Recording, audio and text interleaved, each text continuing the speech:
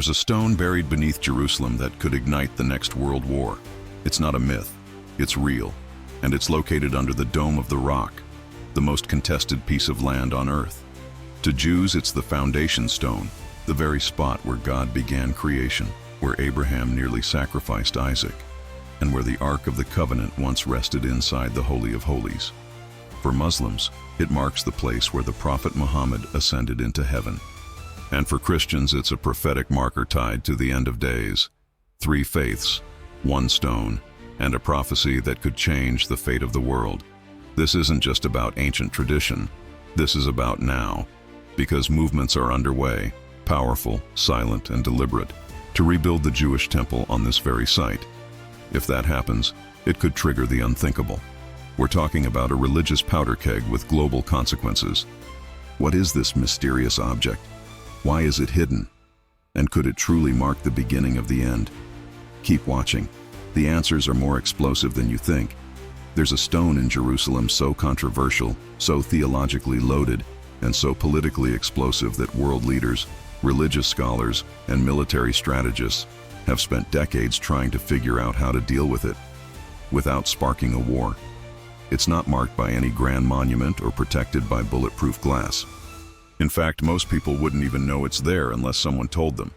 But underneath one of the most iconic structures in the world, the Dome of the Rock, rests a stone that many believe holds the spiritual weight of the world. This isn't some dusty relic of ancient superstition. This stone is at the center of an ongoing, intensifying power struggle that reaches far beyond the borders of Israel. Because this isn't just any stone. It's the foundation stone, and for millions of believers, it's the exact location where the creator of the universe began the act of creation. Think about that.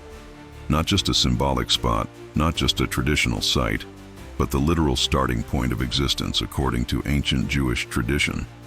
That kind of claim doesn't just sit quietly in a textbook. It stirs emotion, it inspires devotion, and it provokes tension. Now, take a breath, because we're just getting started. The real weight of this stone isn't measured in tons, it's measured in meaning. Jewish sources claim this is where God formed Adam from the dust. The first human life, molded right here. Then, centuries later, the same ground became the stage for one of the most dramatic moments in biblical history, the near sacrifice of Isaac by his father Abraham. A test of faith so extreme that it became a cornerstone story in Judaism, Christianity, and Islam. And according to the Book of Kings and historical rabbinic literature, the first and second temples were built around this stone, with the Ark of the Covenant resting directly upon it inside the Holy of Holies. Let that sink in. We're talking about the literal centerpiece of the Jewish temple, where only the high priest could enter once a year, and only after rigorous purification rituals. This wasn't just holy ground.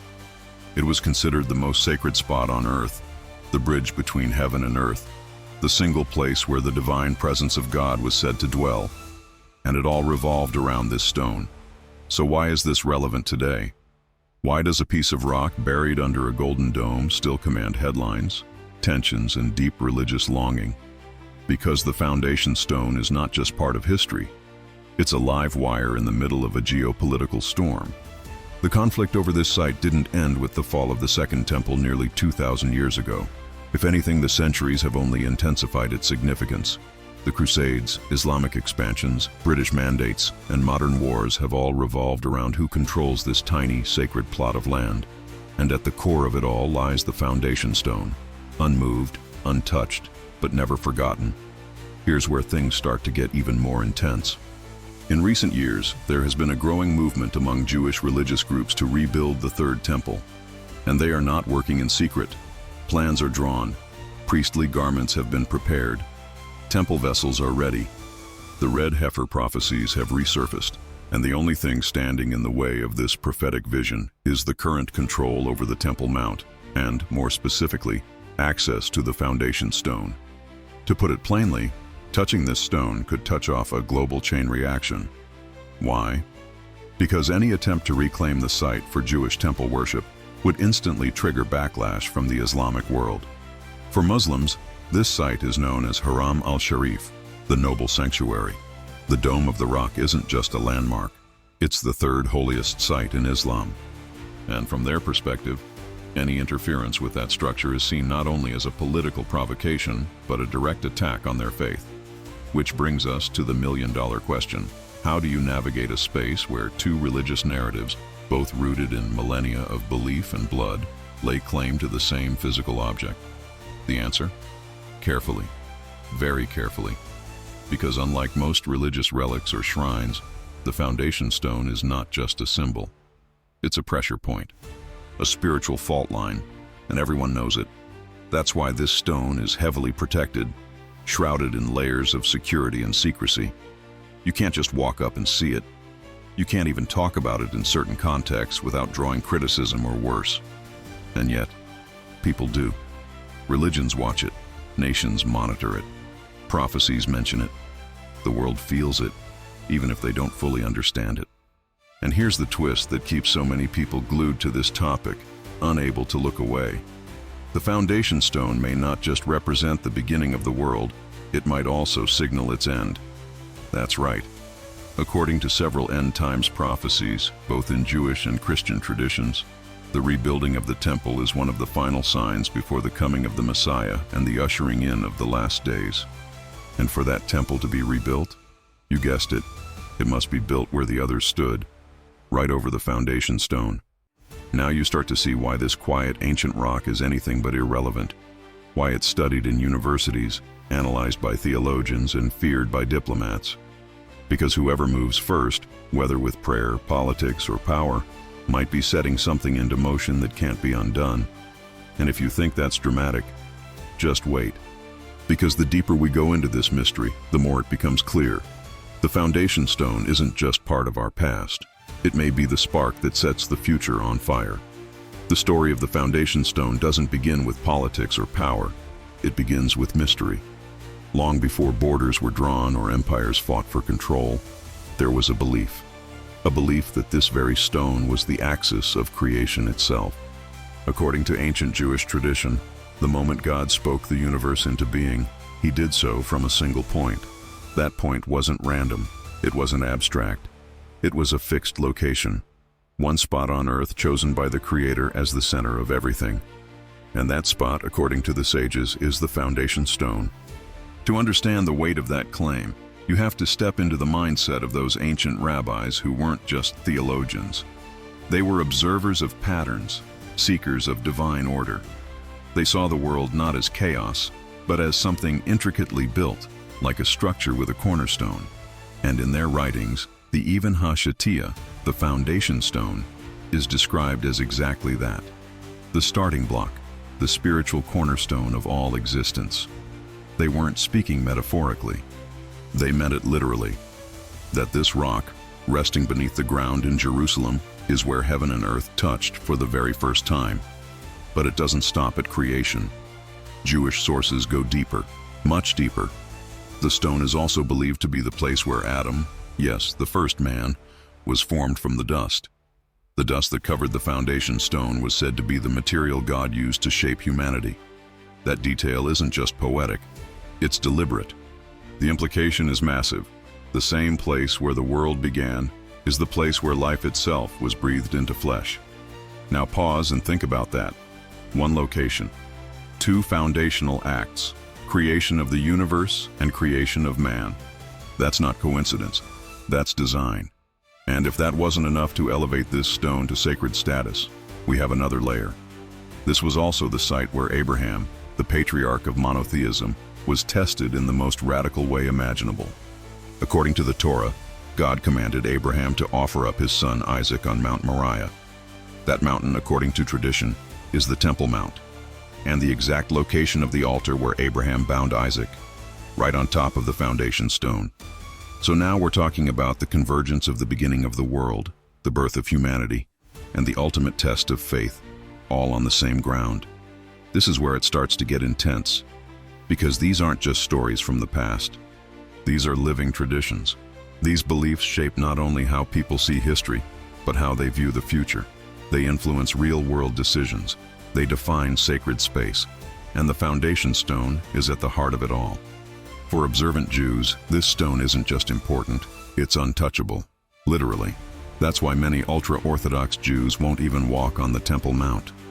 They fear stepping on the area of the Holy of Holies, where the divine presence once dwelled, because the exact boundaries are uncertain. And at the center of that sanctified zone is the foundation stone. But what really sets this stone apart isn't just its religious symbolism, it's how it embodies the concept of permanence. The rabbis called it the navel of the world, not just because of its central location, but because it's seen as the anchor of reality, the place where the spiritual and physical worlds connect. That belief gives the stone a kind of gravity. Not physical, but spiritual. It pulls prophecy, memory, and destiny toward itself like a magnet. And the idea doesn't stop with Judaism. Later Jewish writings suggest that during the time of the First Temple, when King Solomon built the structure, the Ark of the Covenant was placed directly upon this stone. No flooring, no pedestal, just the stone. That's how sacred it was.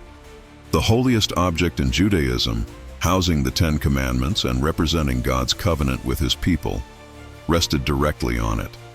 Think about that. The Ark wasn't locked in a museum or stored in a vault. It sat in direct contact with the very ground from which God shaped the world. That's not just religious significance. That's theological architecture. And yet, the mystery doesn't end there. When the Babylonians destroyed the First Temple, the Ark vanished. No one knows for certain what happened to it, but the stone remained. Then came the Second Temple, rebuilt on the same mountaintop. The stone was still there, still central, still sacred, but something had changed. The Ark was gone, and with it, the tangible symbol of the divine presence. Still, the stone remained, silent, unmoved, and unmovable. It's that permanence that speaks volumes. Everything else, kingdoms, temples, armies, has come and gone. But the foundation stone has stayed. And that brings us to the tension. Because if this stone truly is the point of origin, the place where the world began, where humanity was formed, where faith was tested, and where the divine once dwelled, then what happens when humanity tries to retake it? What happens when modern ambition intersects with ancient sanctity? We're not just talking about symbolic gestures here. We're talking about the kind of action that could shake nations. And right now, in quiet corners of Jerusalem and beyond, people are preparing. They're studying the measurements. They're crafting the vessels.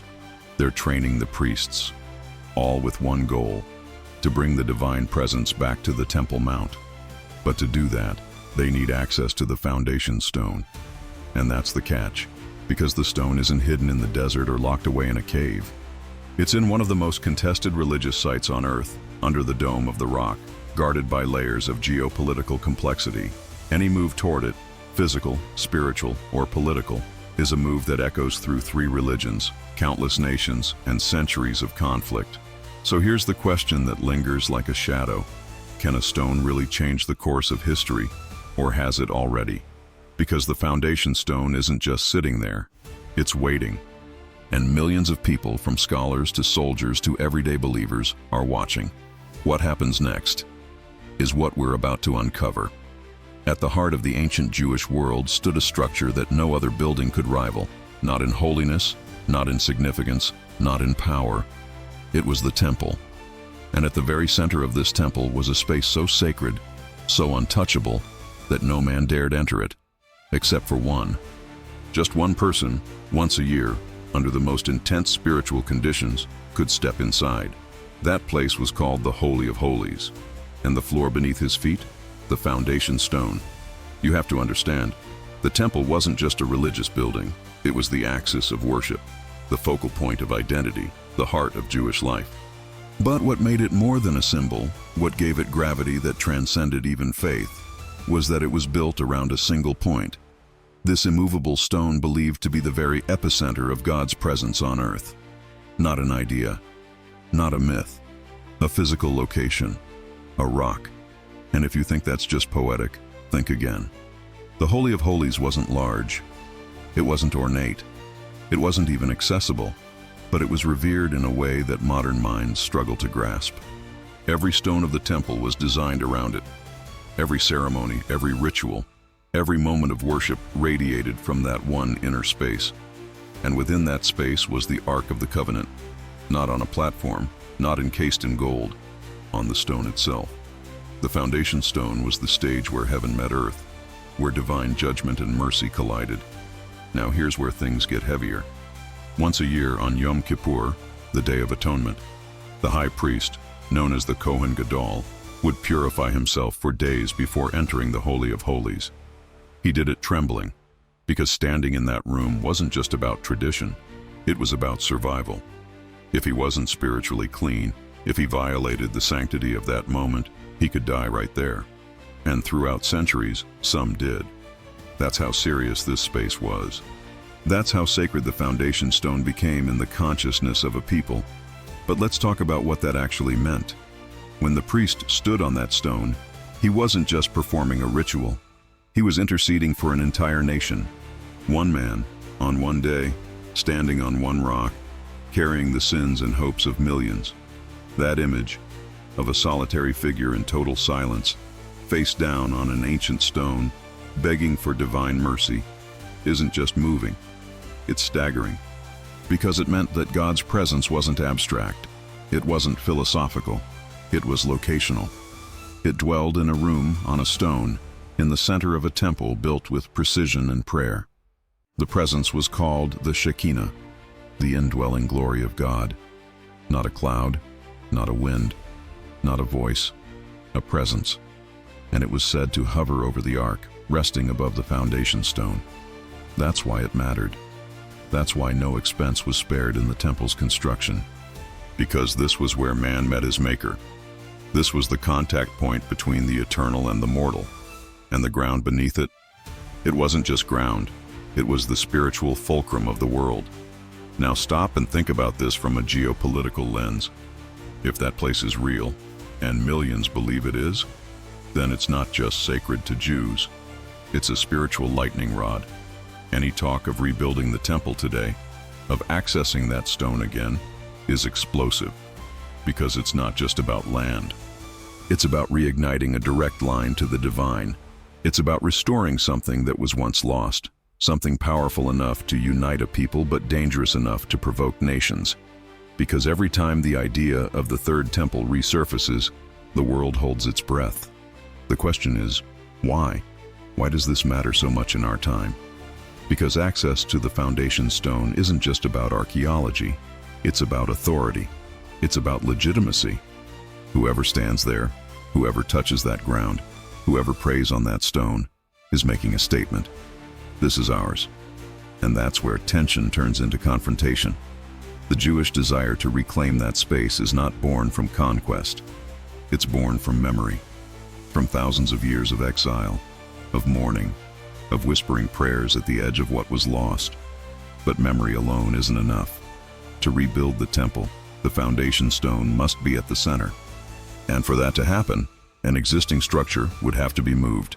The implications of that are too large for any single government to navigate.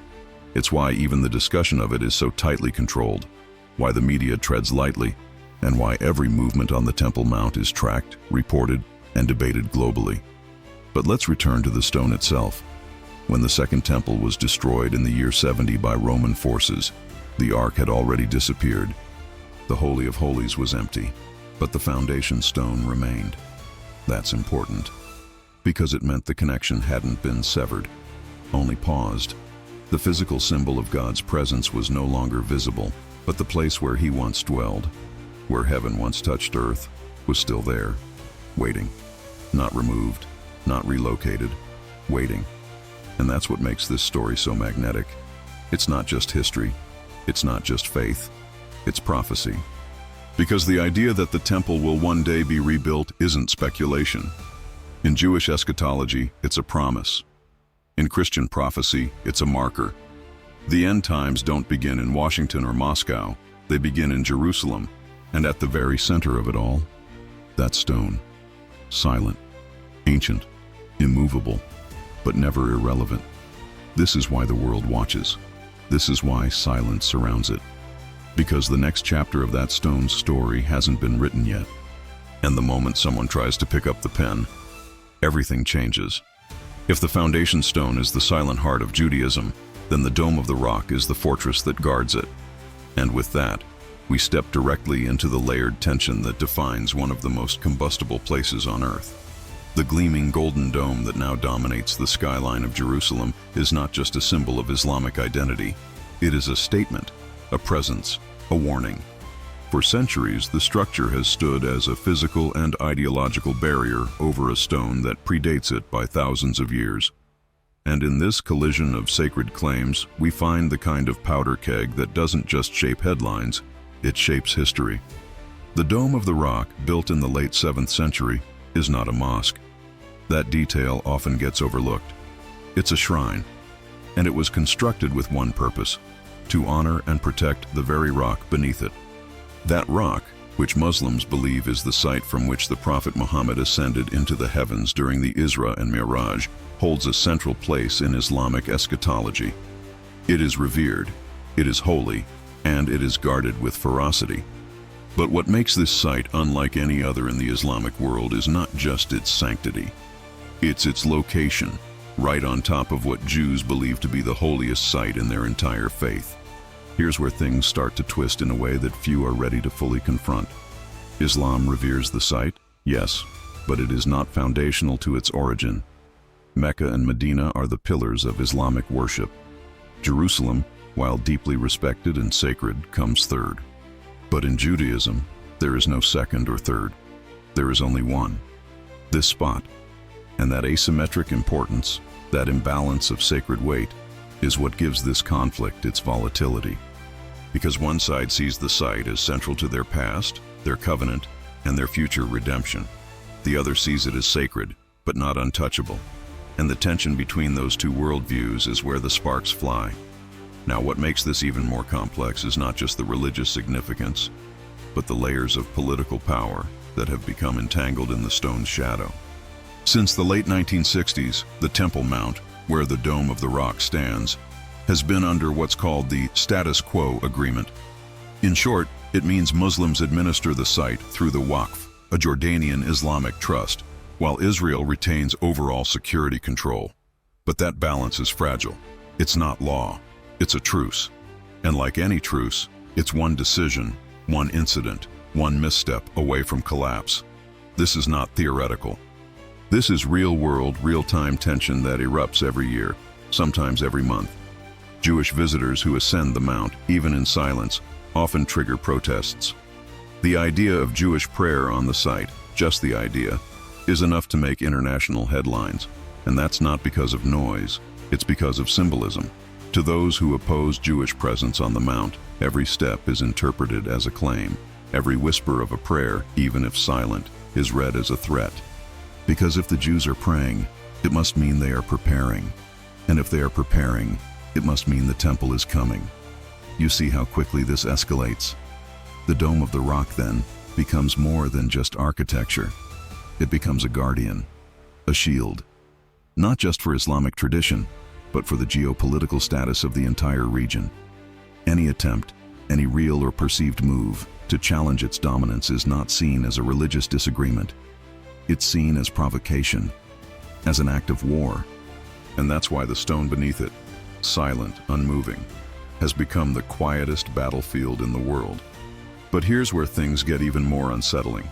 The current structure was built over 13 centuries ago. It's magnificent, historic, and revered. But it is not eternal.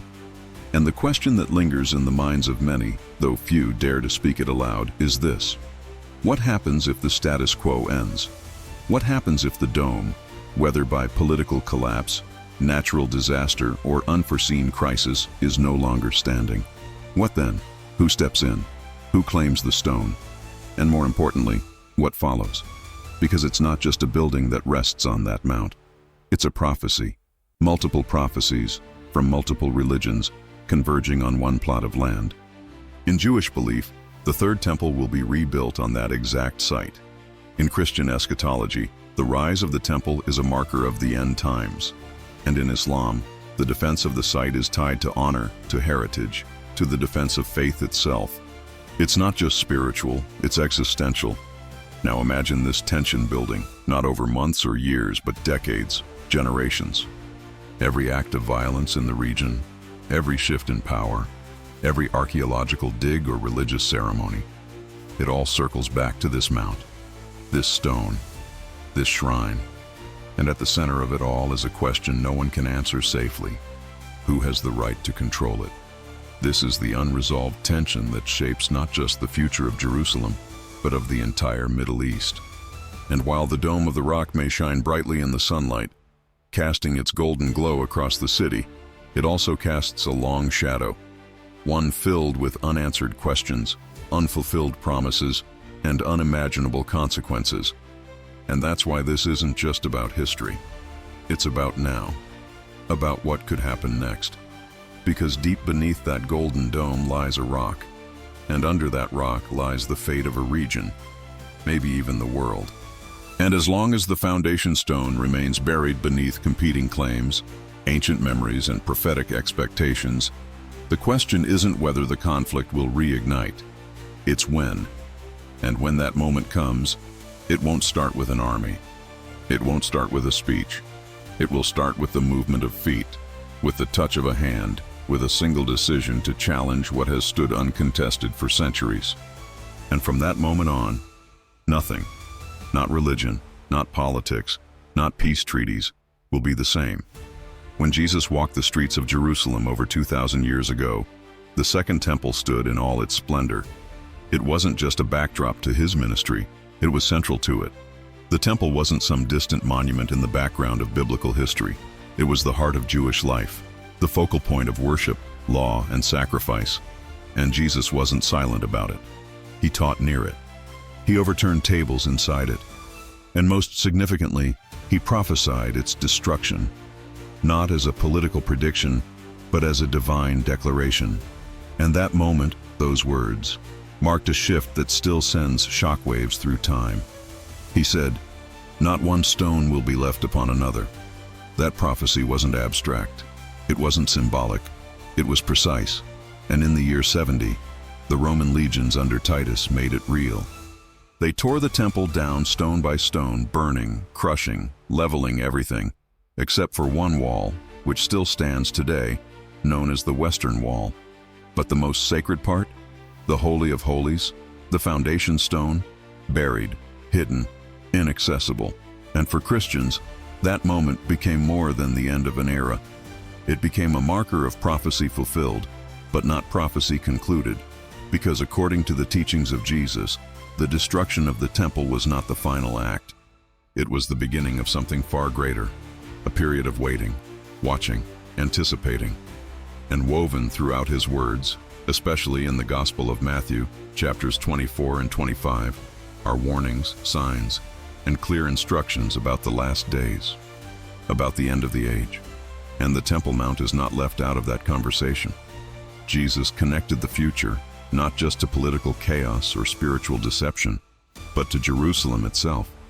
He spoke of a day when the nations would surround the city, when false messiahs would rise, when tribulations would escalate like birth pains, and in the middle of it all, he made a striking point.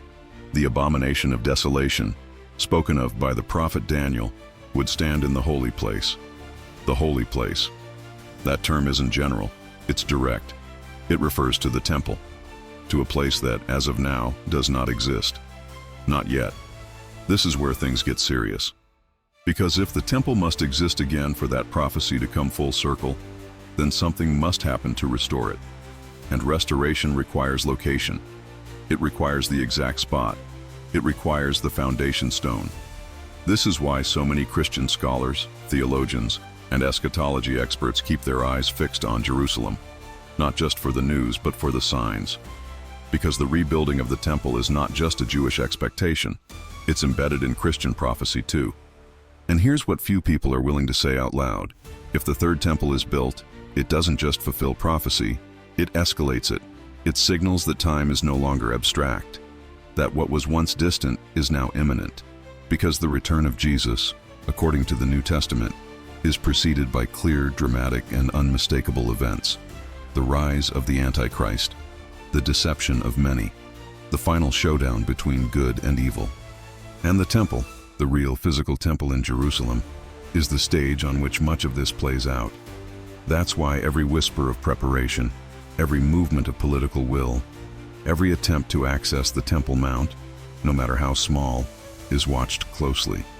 Because whether it's intentional or not, it all moves the clock forward. And for Christians who take prophecy seriously, the movement isn't just religious, it's strategic. Every step toward the stone is a step closer to the return of the King. But there's another layer.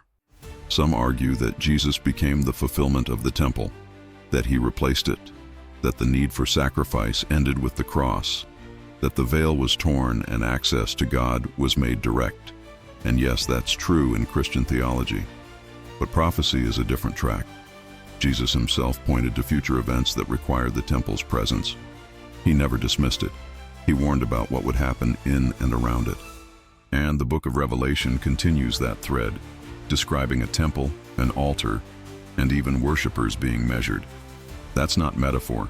That's location-specific prophecy. This brings us to the growing Christian fascination, and for some, obsession, with the Temple Mount. Not because of nostalgia, not because of politics, but because they see it as a countdown, a calendar, a compass pointing to what's coming. It's not about what was, it's about what will be.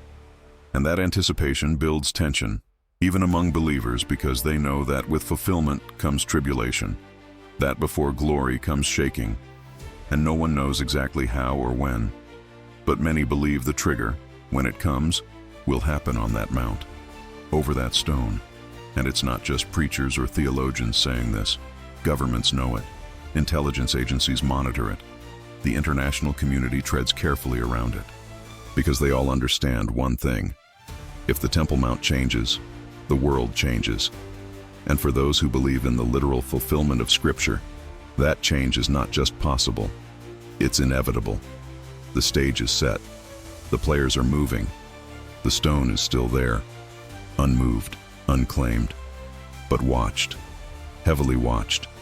And every year, the talk gets louder. The whispers grow stronger, the preparations become more public. And those who know prophecy are starting to ask the question out loud. Are we seeing the pieces falling into place? Because if the temple rises again, it's not just the fulfillment of ancient dreams. It's the beginning of a prophetic chain reaction. One that doesn't just reshape Jerusalem, but the entire world. And when that moment arrives, the debate will end. The countdown will shift, and everything written, everything foretold, will start to unfold before the eyes of a generation that never thought it would see it. For something that carries the weight of history, prophecy, and 3 world religions, it's almost impossible to believe that the foundation stone, the very object we've been tracing through time, is now hidden from public view. You can't just walk in and see it. There are no guided tours or photo ops. There's no glass box with an informational plaque. It's sealed beneath a shrine, encased in layers of tradition, theology, and political tension. It's out of sight, yet it sits at the very center of global religious consciousness. And that paradox, that something so important could be so concealed, is what makes this part of the story so compelling, so frustrating, and so dangerous. The secrecy surrounding the stone isn't accidental, it's intentional. For centuries, access to the foundation stone has been tightly controlled, not just by architecture, but by fear.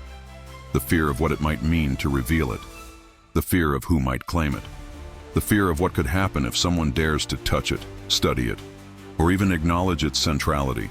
And this fear isn't unfounded, because this stone isn't just a relic. It's a symbol of unresolved claims, unmet expectations, and unfulfilled prophecies. And symbols like this don't just sit quietly. They stir emotion. They spark action. We're not talking about mythology here. We're talking about real movements, real people, real plans. There are religious groups today, legitimate, organized, well-funded groups, who have already made the necessary preparations for the return of the temple. They have priestly garments, altar equipment, ritual instruments. They've studied the ancient texts. They've rebuilt the menorah. Some have even identified those who claim to be descendants of the priestly line, the Kohanim, and have trained them in Levitical rites. In other words, the only missing piece is the place, and the foundation stone is the place. But the problem is access. It's not just difficult, it's nearly impossible.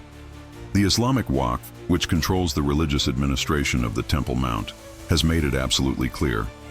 Any Jewish attempt to pray, perform rituals, or show interest in rebuilding anything is seen not just as disrespect, it's seen as a threat, not just to their authority, but to global stability. That's not an exaggeration. In a region where one misinterpreted gesture can trigger riots, any movement toward the stone is treated as a potential act of war. And yet the longing hasn't faded. If anything, it's grown stronger. Every time tensions rise in Jerusalem, the underlying anxiety isn't about land, it's about destiny. Deep down, people know this isn't just about sovereignty, it's about identity. Whoever controls the foundation stone controls the narrative of sacred history. And more than that, they claim a right to the future. Because this stone doesn't just belong to the past, it stands at the center of what's coming next. This is why so many feel drawn to it, even in silence, even in hiding. Scholars argue about it, governments tiptoe around it, religious leaders preach about it without naming it directly. And behind closed doors, some of the most strategic minds in global politics are trying to figure out one thing: how to manage what can't be seen, but can never be ignored. Here's what makes this so intense. We're living in an age of exposure. Secrets don't stay secret. Information spreads. And more people are asking the question, why is the foundation stone hidden? Why can't we see it? Why can't we talk about it openly? And the truth is, no one wants to say what everyone suspects. Because if access to that stone were granted, if the physical space beneath the dome of the rock were ever opened, the world would change overnight. That's not hyperbole. That's the reality of sacred tension. Just imagine for a moment what that unveiling would trigger. There would be celebration in some corners, outrage in others, claims of fulfillment, accusations of aggression, calls for war, demands for diplomacy. The floodgates would open, and not just in the religious world. Geopolitics, media, cultural identity, everything would be pulled into the gravity of that event. And yet, the stone remains, silent, hidden, untouched. That silence is not peace, it's pressure. And every day that goes by without resolution adds to the weight. The fact that the most significant spiritual object on earth is sealed under a building controlled by a religious group that doesn't even acknowledge its Jewish origin, that's not just a standoff. That's a spiritual standoff. And when standoffs last too long, they don't fade, they explode. So what's the world waiting for? A sign? A shift? A leader bold enough to break the status quo? Nobody knows. But one thing is certain. The longer the foundation stone remains hidden, the more its power grows. Not in superstition, but in significance. Because what's hidden is often more powerful than what's seen. It creates tension. It creates urgency. And most of all, it creates the sense that something is coming. And make no mistake, something is coming. And when it does, it will begin not with a grand announcement, but with the quiet, deliberate decision to uncover what's been hidden for centuries. And when that happens, the world will no longer be able to pretend that the foundation stone is just a rock, because it never was. It's a trigger, a test, a turning point. And whether the world is ready or not, the silence beneath the dome won't last forever. While much of the world goes on unaware, in the shadows of global headlines and beneath the surface of international politics, something is quietly being prepared. It's not a theory, it's not speculation, it's fact. There are real-world efforts, active right now, to rebuild the Jewish temple in Jerusalem. Not as an abstract idea or some distant dream from the past, but as a literal, concrete reality. This is not about blueprints on paper. It's about blueprints being implemented. It's about the return of an institution that once defined a nation's identity, that held the sacred rituals of atonement, sacrifice, and worship, and that once stood directly above the foundation stone. Today, in Jerusalem, organizations exist solely for this purpose. They've reconstructed the sacred vessels described in the Torah with exact precision. They've forged new golden menorahs, created priestly garments, even bred and maintained the elusive red heifer, required for ritual purification under ancient law. And this isn't the work of fringe groups. These are highly organized, well-funded movements. with political and religious support from within Israel and beyond. Every tool, every robe, every drop of oil, ready. But they're not building yet. Not because they lack will, not because they lack resources, but because of one thing: location. The temple cannot go just anywhere. According to Jewish law, it must be built on the exact same spot where the first and second temples stood. And that spot is the Temple Mount. That spot is where the Dome of the Rock now stands. That spot is where the foundation stone lies, buried, untouched, out of reach. This is the bottleneck. This is the barrier. And this is where prophecy meets resistance. Because rebuilding the temple would mean altering one of the most sensitive religious sites on earth. It would mean confronting not just theological obstacles, but international outrage. And yet this reality hasn't stopped the preparations, it's accelerated them. Quietly, deliberately, the pieces are being aligned. Because in the minds of many devout Jews, the rebuilding of the temple is not a matter of if, it's a matter of when. And this when carries with it unimaginable weight. According to the prophets of Israel, the third temple will not be just another building. It will be a house of prayer for all nations. It will be the place where divine presence returns in full power. And for some, this vision isn't just spiritual, it's geopolitical. They believe that the establishment of the temple will usher in a new world era, a restoration of order, and the beginning of the fulfillment of messianic prophecies. For those who take these prophecies seriously, the temple is not just a symbol of Jewish identity, it's a requirement for the redemption of the world. And that's what makes the situation so volatile. Because you have a growing number of believers preparing to restore the most sacred site in Judaism, while that same site remains under the religious and political control of Islam. Two spiritual claims, one physical space, and in the center of it, an ancient stone that nobody touches, but everybody watches. The tension doesn't need fuel, it's already burning beneath the surface, and with every year, that flame grows hotter. There's also something else happening, something more subtle, but equally important. In recent years, there's been a significant shift in public sentiment.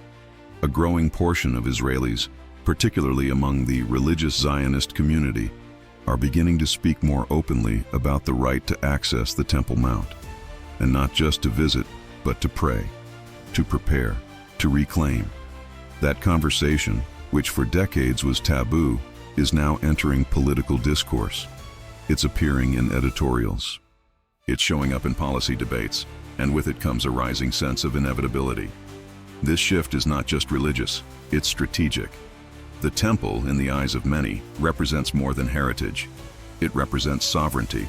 And reclaiming that space isn't just about rebuilding a sanctuary.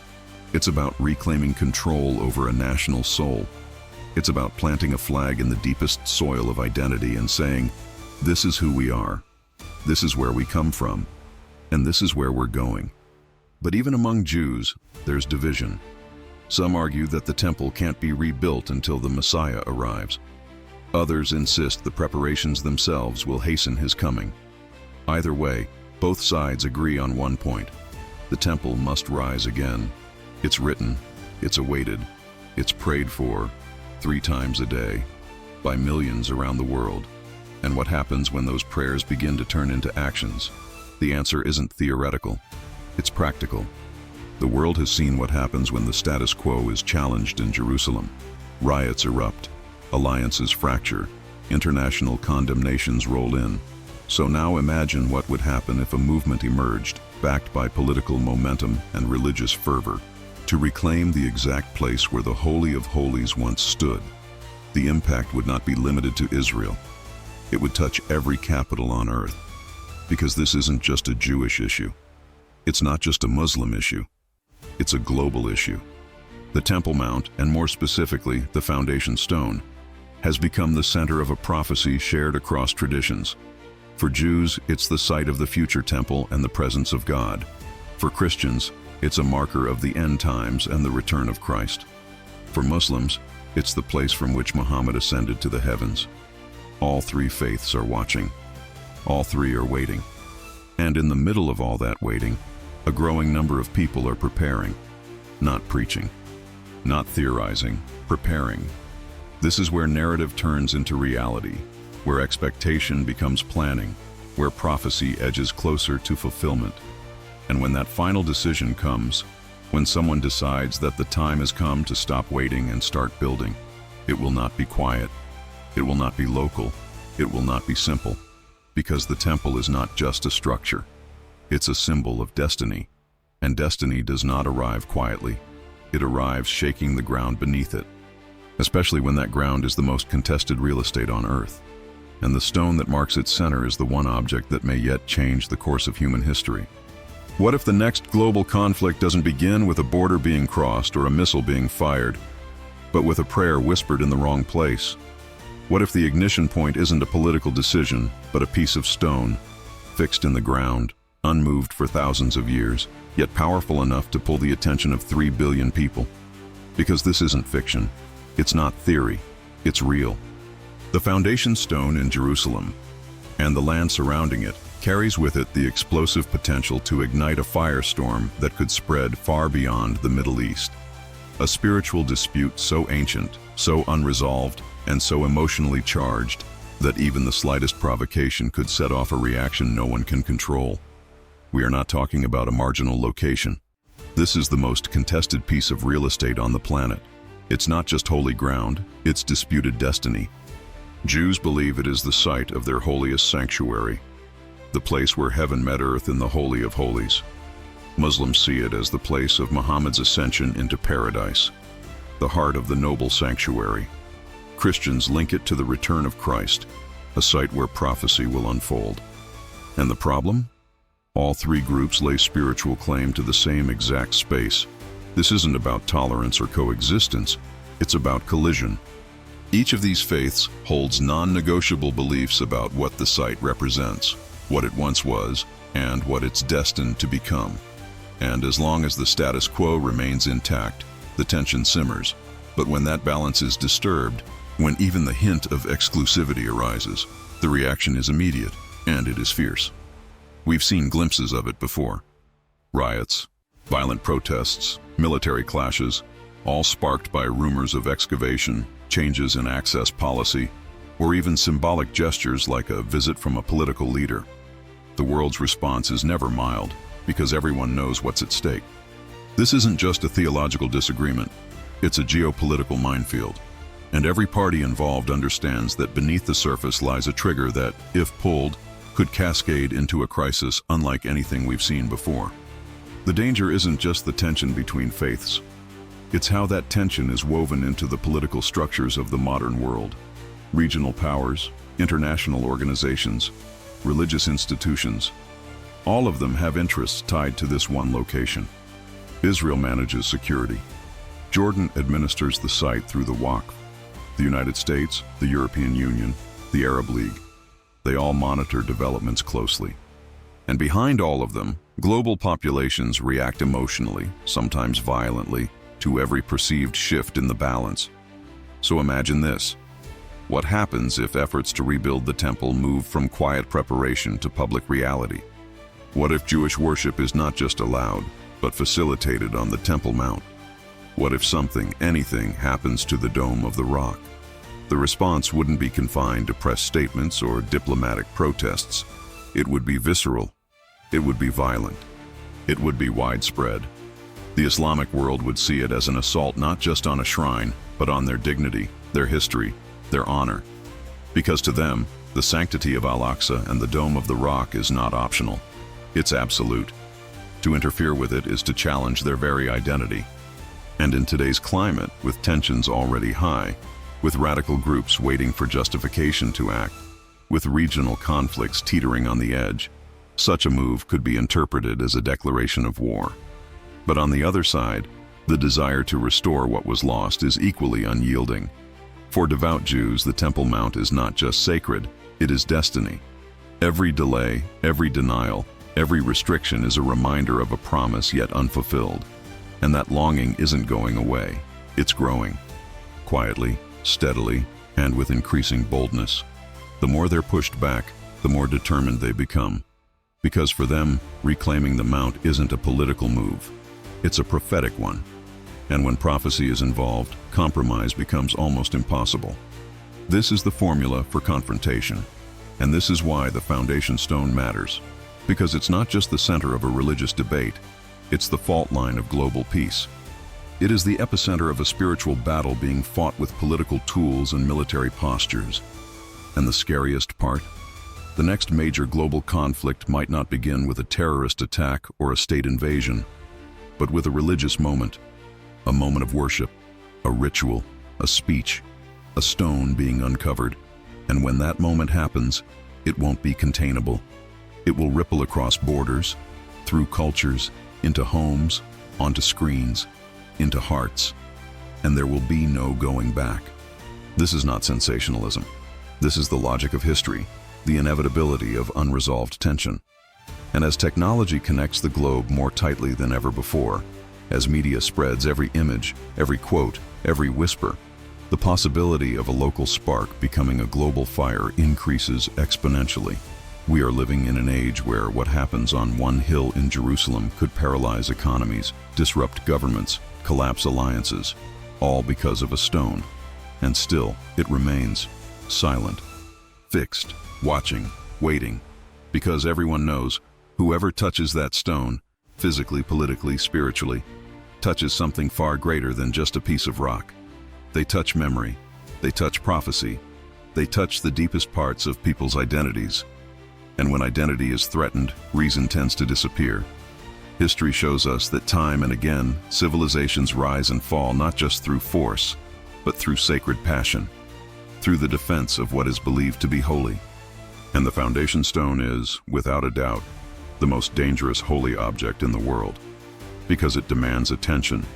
It cannot be shared, it will not be ignored, and eventually, someone will act, someone will move. And when they do, it will not be the beginning of a new chapter. It will be the moment when all the chapters converge, when ancient conflict, modern power, and eternal prophecy collide. And in that collision, the world will discover just how much weight a single stone can truly carry. There's something about a stone that stands through the rise and fall of empires, that outlasts kings, prophets, revolutions, and religions. Something ancient, almost supernatural, about a place that people call holy without ever having seen it, that millions face in prayer without ever touching it, and that entire nations are willing to fight over without ever laying a hand on it.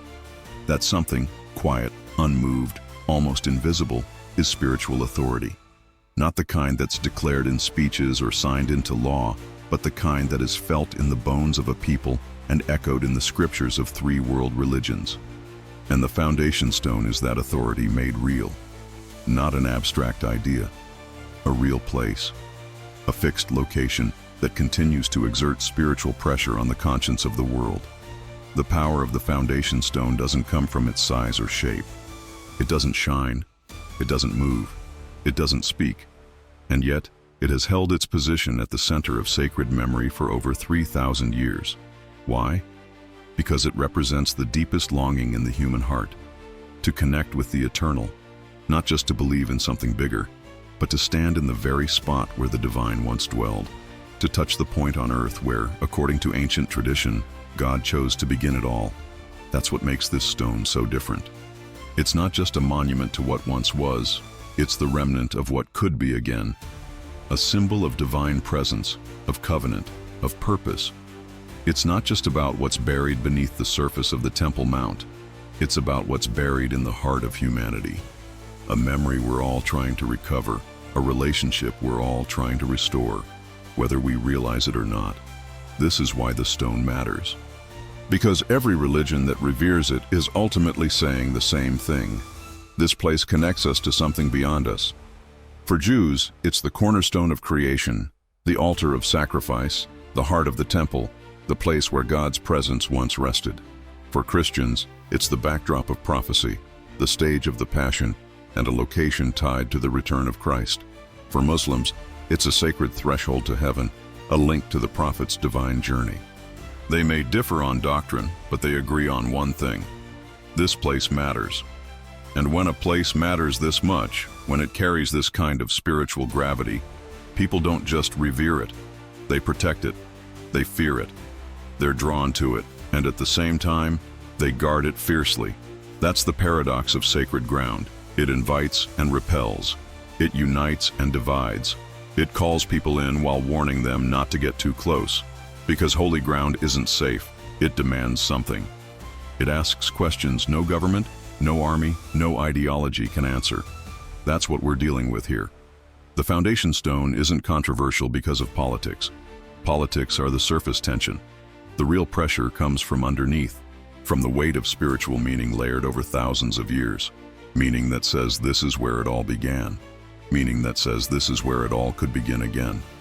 And when you start to consider that possibility, that we are not just talking about a rock, but about a portal between the human and the divine, you begin to understand why this place is so fiercely protected, so deeply contested, and so spiritually dangerous.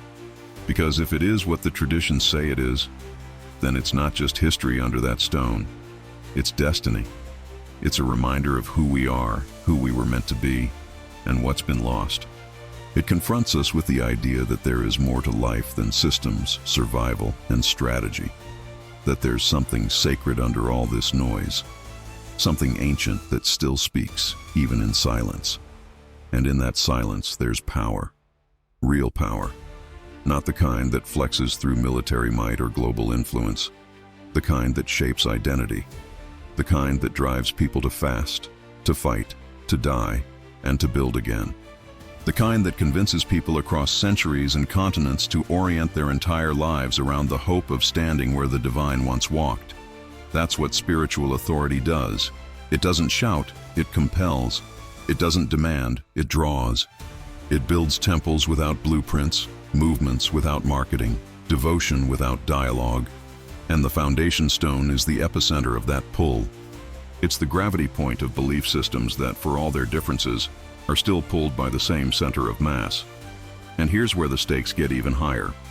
Because if this stone truly represents the meeting point between heaven and earth, then any attempt to claim it or reclaim it is more than an act of faith. It's an act of defiance. It says, we're ready. We're not just remembering, we're reawakening. And when spiritual authority is awakened, it changes everything. Because now the world isn't just watching a conflict over land, it's watching a competition over legitimacy. Who owns the right to speak for God? Who has the authority to say, this is the place where he will return? These aren't just theological questions. These are the kind of questions that shake nations. And that's why the foundation stone isn't just sitting quietly under centuries of stone and metal and regulation. It's pressing on history, pressing on conscience, pressing on prophecy. It's not passive, it's active. It holds power not just in what it represents, but in what it demands. And it will not be ignored, because eventually, someone will try to unlock it, to stand on it, to build on it. And when that moment comes, the stone won't resist, but the world will. There comes a moment in every great story where the pieces no longer float separately, where the symbols, the prophecies, the whispers, and the waiting all begin to converge. That moment doesn't begin with fanfare.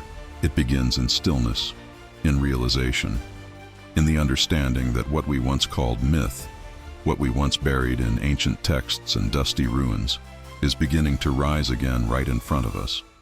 The foundation stone isn't just an artifact, it's a message. And the message is becoming harder to ignore. We live in a world obsessed with progress, driven by speed, consumed with what's next. But this stone isn't moving forward. It's pulling us backward, to something older than nations, older than armies, older than organized religion itself. And yet, at the same time, it's pushing everything toward what's coming. A future that doesn't erase the past, but fulfills it. A future written thousands of years ago. A future whose clock began ticking long before we were born, and whose hourglass is almost empty. People often ask, are we close to the end? But that's not the right question. The better question is, what happens when the world realizes the end isn't something that comes suddenly, but something we've been walking toward for centuries? What happens when the signs are no longer hidden? When the patterns become undeniable? When the ground beneath our feet, the same ground walked by prophets and kings, starts to speak again? because that's what this stone represents. It's not just history, it's alignment, the kind that only happens once in a generation. Maybe once in a millennium. A sacred object buried in the most volatile place on Earth, at the intersection of three global religions, watched by governments, guarded by tradition, and sealed by fear. And yet, it endures. Quiet, solid, waiting. A witness to every promise made and every prophecy still pending. You have to ask yourself, what kind of power can't be broken by war? What kind of object survives thousands of years of exile, conquest, and collapse, and still holds more influence than nuclear arsenals or international treaties? This isn't superstition. It's significance. The kind that doesn't fade. The kind that waits for the right moment to be recognized, reclaimed, and reactivated. And that moment, for many, is no longer theoretical. It's approaching. Movements are forming. Words once whispered are now spoken in public. Rituals long lost are being rehearsed again. And while most of the world is still busy with distractions, the ground beneath the Temple Mount is stirring. Not metaphorically, spiritually, strategically, historically. The world won't end with thunder. It will begin to unravel the moment that stone is touched. Not because of the stone itself, but because of what it represents to billions of people who will see that gesture as the signal they've been waiting for. To rebuild, to resist, to rise. And when that day comes, the lines won't be drawn between countries. They'll be drawn between conviction and compromise, between memory and modernity, between destiny and denial. You may think this is just a stone, that it's just old legend wrapped in modern politics. But stones don't tremble. People do. And the more people tremble at the thought of this stone being moved, the more obvious it becomes that this is no ordinary object. This is a line in the sand, a point of no return, a moment waiting to happen. And you're not just watching it, you're living in the generation that may see it unfold. So here's the question, are we really ready? Not just to witness history, but to understand it, to recognize the weight of prophecy when it starts to take shape. Because what's coming isn't another headline, it's a turning point. And once it happens, nothing will ever go back to the way it was. If this video made you think deeper, if it opened your eyes to something most people aren't even looking at, then do one thing. Like this video. Share it. Because this is the kind of story the world needs to hear before it becomes reality. This isn't the end, but it might just be the beginning.